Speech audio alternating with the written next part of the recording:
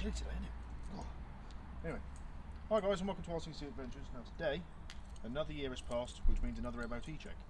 Got an MOT on this tomorrow, and if you don't know, this is Minnie. And yeah, so we're going to have a good look around it, make sure all the lights work, make sure the handbrake works, the seat belts are good, all of the lights. It's just had new tyres put on, so don't necessarily have to check those, but we will check them to make sure there's no screws or nails or anything like that, or there's no cuts. Just a general look over, make sure the brakes work, and yeah, make sure there's got fluids, and go from there. What we're going to do is we'll start from the front, and yeah, go from there. Let's get the bonnet open.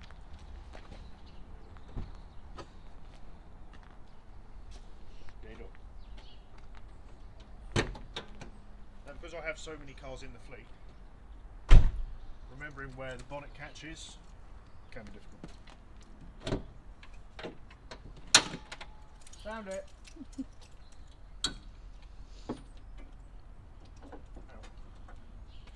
Right, okay, so what we're going to do is we're going to check the fluids at this point. So if you come in a little bit closer. Might need some tissue for this. Have I got tissue in me? Have I got tissue on me? No. We'll get some tissue. But what? Check that it's got screen wash. Yeah, I can see it floating about in the bottle. With these, some of you might find if you've got a k11 Micra, that the caps here, they can be quite brittle. This has been replaced, this neck, so should be okay. So check that. Check your brake fluid. Make sure there is some in there, and make sure it's not gone green, because when it goes green, that's when it's got algae in it. You don't want that. That's good. Just having a general check round, make sure there's no leaks of any kind that you can see, or new leaks that you don't know of. And then we'll check the coolant as well, which on these cars, because of the air filter nozzle intake, can be tricky getting the lid off. Look in there, see it's got plenty in there, but there's also, if you come in real close, an indicator on the side here. So you've got max there, min at the bottom there, it's in between the min and max. So for now, that is good. Right, I've now got tissue, magic. So now we're going to check the oil level. And neatly on this particular Micra, because it's in the automatic, it's also got a dipstick for the gearbox. So we'll check that as well. So we'll go with oil first. If I can get the dipstick out. There we go. Now I always wipe first, and then put it back in, because it won't give you a correct reading. Put it back in. Now the engine hasn't been ran, so there's no chance of any oil not being in the sump. But you can see there, plenty of oil in it. That's the max level right there. And yeah, so that's good. We'll double take it as well, so we'll do it another time. Put it in, make it back out. Same reading, or nigh on the same reading. And now we'll check the gearbox level. In you go, Dippy. That's it. Now, dipstick for this, I'll use another piece of tissue, because it's a different oil. ATF oil, which is gearbox oil. Getting my hand in there might be a little bit precarious. Go on, dipstick, out you go. There we go. Same with this again. Wipe off the remnants. Put it all the way in. Same with the engine dipstick. Usually, if I can get it to actually pop in, once it's popped right in, you know that it's all the way in, and it'll give you the best reading. Okay, back out again. A little bit harder to see because it's a bit clearer, but the line is there, so where my thumb is. So it's got plenty of gearbox oil. Now these gearboxes do tend to run on a different type of gearbox oil.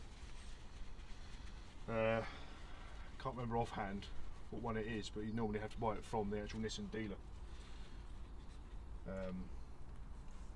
Google it, because I can't remember. What also we're going to be checking as well is that the battery is tied down nicely, making sure that these bolts here that have hooks on the bottom are nicely secure and the battery is going nowhere. Same with the terminals. Take that off for a minute. Yeah, they're on there. It's just basically, with an MOT check, you are checking absolutely everything you can possibly. We can also check that because this is at the top of the radiator, check that it's not gone a horrible hue or anything like that. If we can get the thing to come off. There you go, it's off now. So you will find little bits of crud in there, but as long as it's not completely milk, which brings me neatly on to the oil cap as well. And you can check there. And why do you check that? I can hear a lot of people out there shouting. Is because of the head gasket. These don't tend to have head gasket issues, but with any car, head gaskets do go.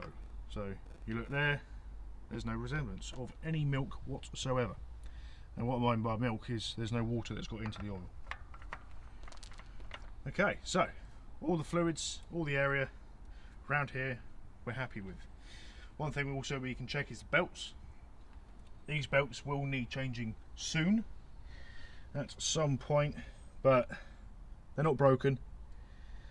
They're just starting to show a few little small cracks here and there. That's not too bad. Check the tightness. That's to do with a little bit of a notch up, slight notch up, not much.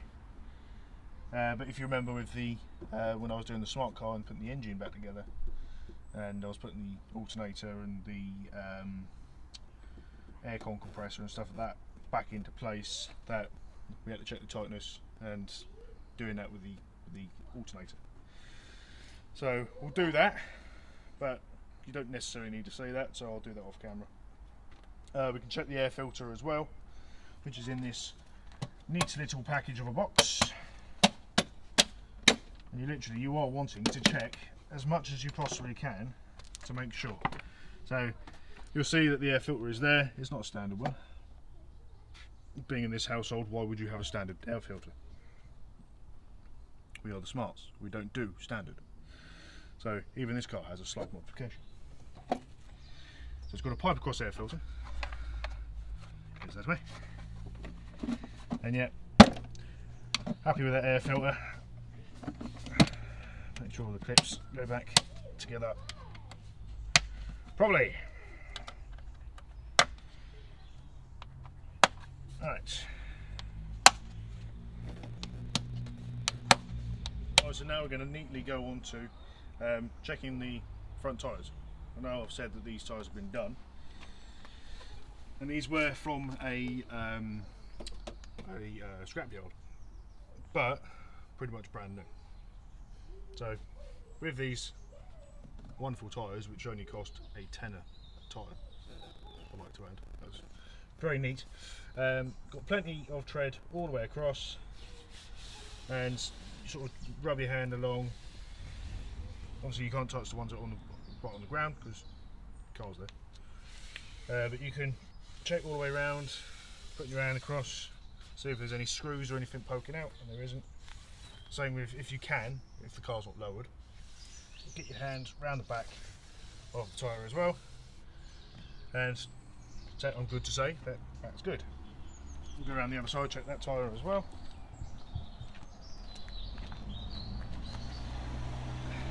Checking tread. Yeah, we're good there, good there, good there. Checking for any screws, we're good. Checking around the back of the tyre. Yep, that tyre's good as well. So whilst we're at the front, we'll also check the headlights and easier wipers. So I'll put the bonnet down for now.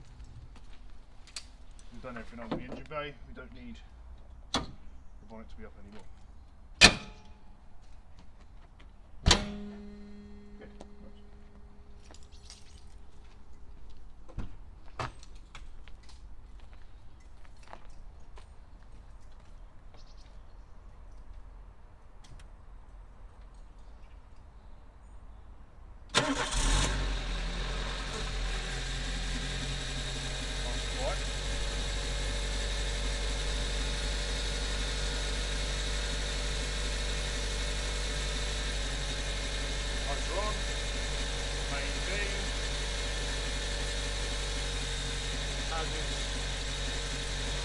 At the same time.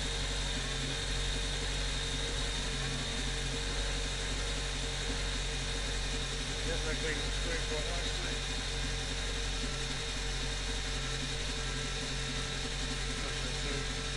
That light's working, that's on, both of those are on, both of those are on, that's working, and that's working. Whilst the lights are on, might check the back.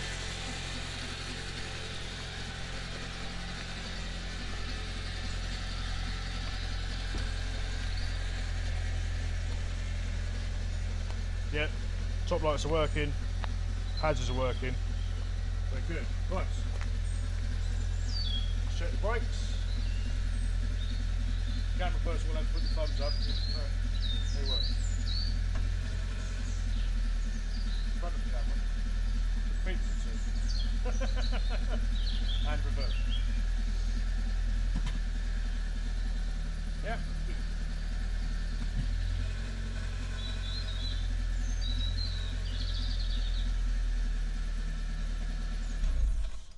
Okay, so all lights work. Good.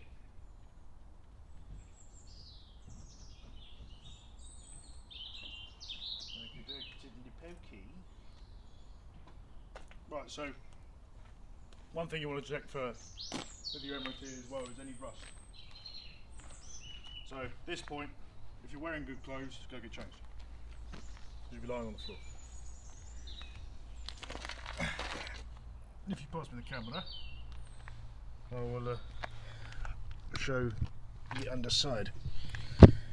Sorry for the angles and sorry probably for the noise and whatever else. So if we look over there to the exhaust,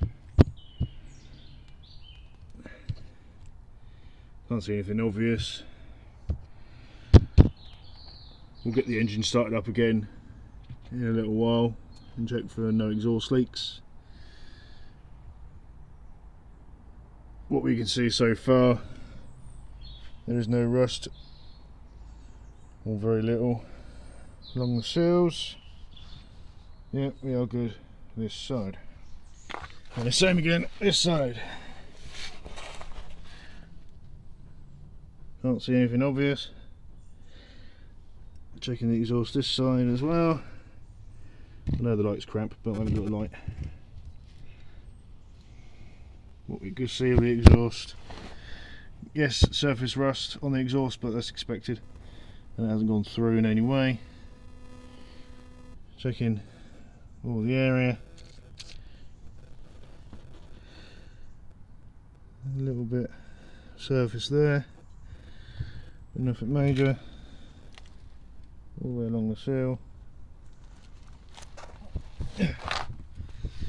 I'm happy with that. We'll move on to the back tyres and then make our way to the back as well, and then we'll do the inside as well, checking seat belts and stuff. Right, so again with the front tyres, do the same on the back. So you're checking the tread all the way around, checking the tread. You might find the odd stone here and there in the tread, but I wouldn't worry. Checking the wheel arch. Nothing obvious. So I say it's not a rust bucket like the 5-door Micra was. That was terrible. Right.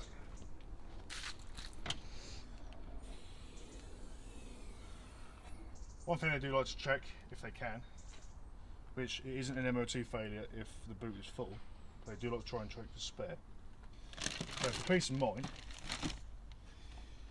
we shall check the spare as well, if I can get my hand or anything underneath it. As long as I can see it, it'll be okay.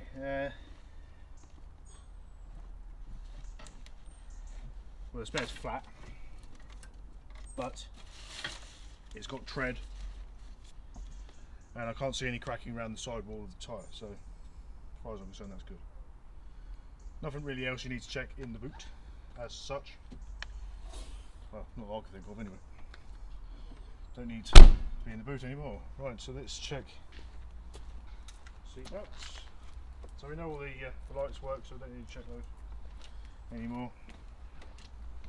Now, in last year's MOT check, I was very aggressive with the seat belts. You don't need that, as I've been told.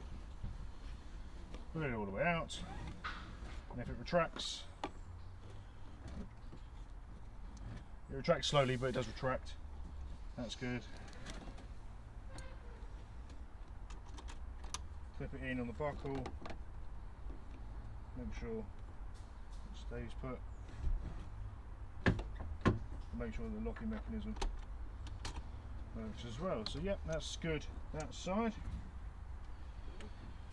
Another thing as well that isn't an MOT failure, this has got seats in the back, but if you haven't got seats in the back, make sure you remove the rear seat belts. If it ain't there, they can't check it. Just a little tip there. Let's go around the other side. Don't worry, we're nearly done.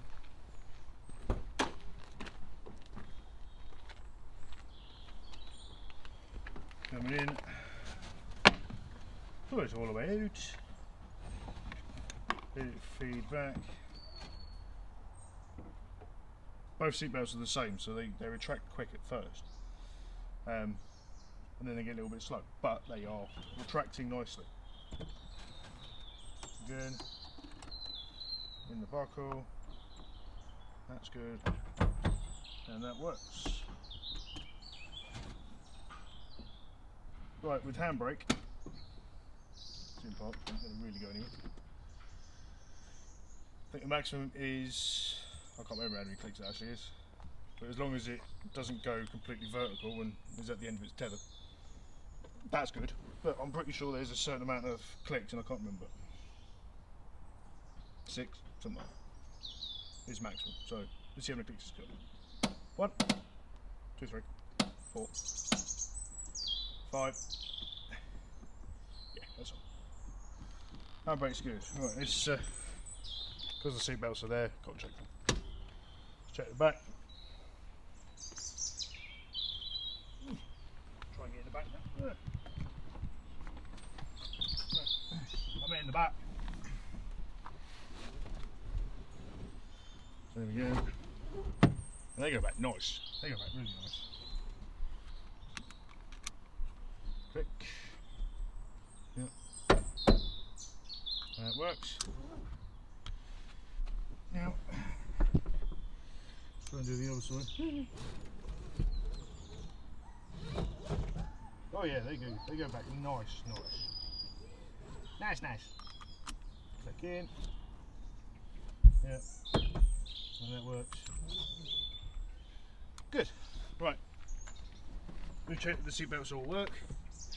The other thing you want to check on a seat belt as well, because I've had to do in the past, I've had to replace seat belts because of it, is that there's no damage. So what you're looking for, keep bashing my head, in a seat belt, is that you're looking across it and it looks like that. There's no fraying, there's no tears, there's no cuts, because that's an immediate fail as well, because being a safety critical part. And yeah, I'd say we're pretty much there. What would be classed as MOT wise anyway? I can't test the emissions because I haven't got a emissions tester. All the lights work, seen that the tyres are good, brakes work, handbrake works, seat belts work, got plenty of fluid. Yeah, I'll say we're pretty much there. We've checked for rust as well, couldn't see any. Or if there is any, it's very, very minimal, extremely minimal. So I'm going to leave it there, and we'll catch you in the next one, guys. And I hope this kind of video inspires you to do the same with yours. It's always good practice to check every single light, including number plate lights, because that's what the Harlequin failed on. Number plate lights. Turns out it was a broken wire. But make sure that they work. And yeah. Make sure you subscribe as well, please, guys. Cheers. One bit I failed to do because I forgot was any leaks in the exhaust. So the engine's now running, and I can't hear a ting, which is good.